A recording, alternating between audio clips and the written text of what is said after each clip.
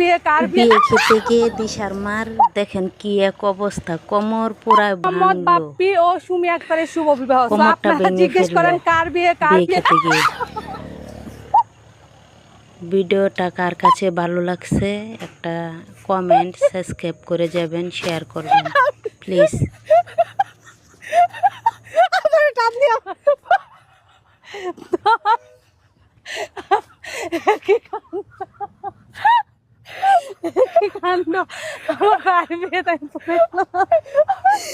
আমার হাত কেটে গেছে, এখানে লাল হয়ে গেছে।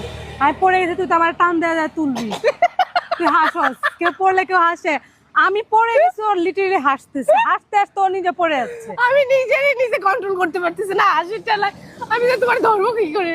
আমার হাতে যেখানে পুরাটা কেটে গেছে। খাও জন্মের খাওয়া। আর এই যে এখানে যে এটা সিমেন্টের ছিল না, এই জন্য মাটি হলে প্রবলেম ছিল না।